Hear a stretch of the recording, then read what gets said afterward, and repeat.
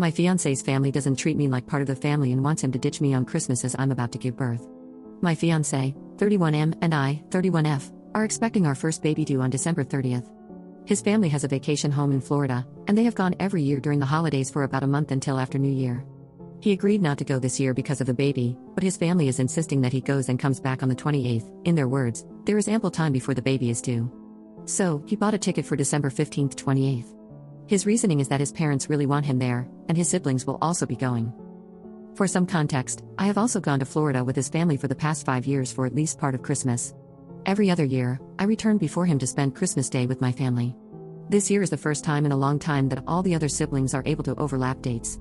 My fiancé has major FOMO, fear of missing out, which is why this is a sensitive subject. His parents have always been weird about keeping their family close. There was a major conflict between him and his sister-in-law last year that ruined the vacation and drove a wedge between him and his siblings. They left us out of major events, trips, etc., and they only started repairing their relationship a couple of months ago. While they are trying to fix things, they have left me out of it. They've never said it outright, but little things suggest they don't consider me completely part of their family yet since we aren't married. Anyhow, this is bothering me a lot more than I thought because I know pregnancies are unpredictable, especially in the last trimester, and if anything happens leading up to the due date, I need him there. My parents are away overseas dealing with a grandparent emergency and won't be back until December 26th, and my friends have their families, so I will be completely alone. The other reason, and I guess it's more selfish, is that I will be spending Christmas by myself. It's not the main reason why I'm bothered, but it's a small part of it. He's been spending Christmas every year in Florida since he was 15, and there will be many more trips after the baby is born, so I don't know why he can't skip this year for me. Anytime I bring it up, it results in a very uncomfortable fight about my expectations to put me first rather than his parents. I don't even bring it up anymore. His parents have always been kind to me, but they also don't see any problem, so I think I'm going crazy. Update 1. I'm sorry for not updating sooner. Everything has been overwhelming and I'm trying to deal with a lot. The good news is that my mom arrived home yesterday. When I explained everything to her, her sister, who is a retired nurse, insisted she come too. I'm so thankful to have them here, though it's hard to get my feelings across as there's a bit of a cultural barrier. My mom is from Hong Kong, and without getting into details, the grandparent situation was very much an emergency, but she has siblings and my dad who is staying there at the moment. As for my fiancé, I scheduled a virtual appointment with him and my obstetrician to update her and give her a rundown of the situation. Like all of you, she was appalled and strongly recommended he not travel during this time. Her words were, "In my professional opinion, I'm going to very strongly recommend you reconsider your plans. In my personal opinion, I'm going to insist it." It was probably on me for not alerting her sooner regarding his travel plans. After that, he is still going, but adjusting his date so he will be back on the 22nd. There will be a one-day overlap with his siblings.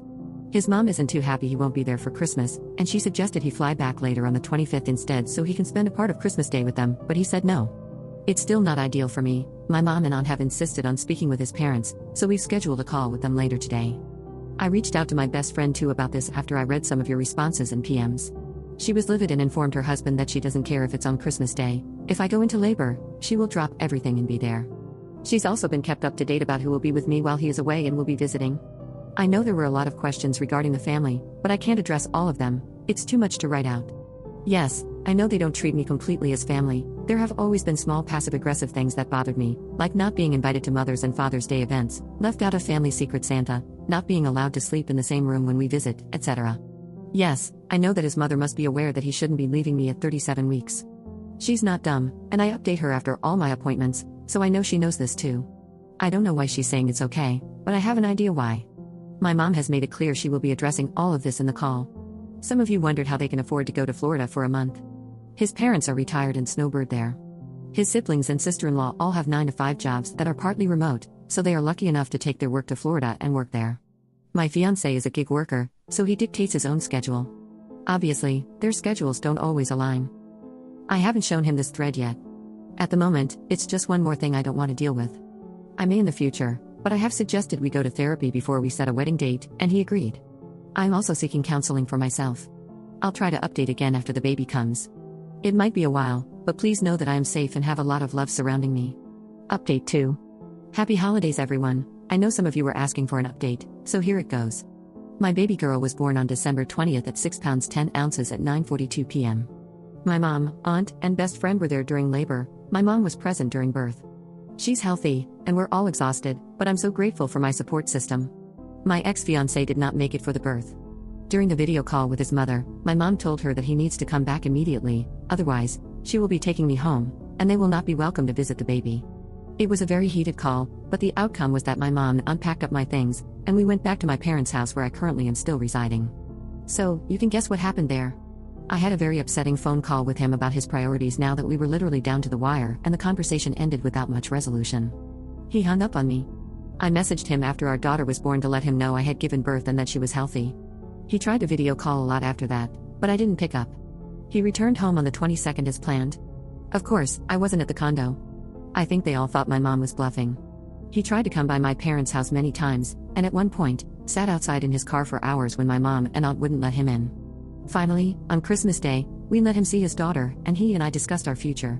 My mom and aunt have been very vocal about breaking off the engagement, and I agreed that after the call with his parents, I didn't want to be involved with a family who was so selfish. He told me his mother was very insistent he go on this trip to show his family that he wanted to mend his relationships with them, and that his sister-in-law had been saying some awful things about me to him and his parents. I had told her some things in confidence a couple of years ago about some issues I was having with him, and she turned it around on me. This was the nail in the coffin. I can't possibly marry into a family this toxic. So as it stands now, I have broken off the engagement and will live at my parents' house. We have scheduled couples therapy, and our first session is tomorrow. He has apologized profusely and asked to stay with me to help with his daughter. My mom doesn't want him sleeping here, so he's been coming by in the morning to help with her and then leaving in the evening.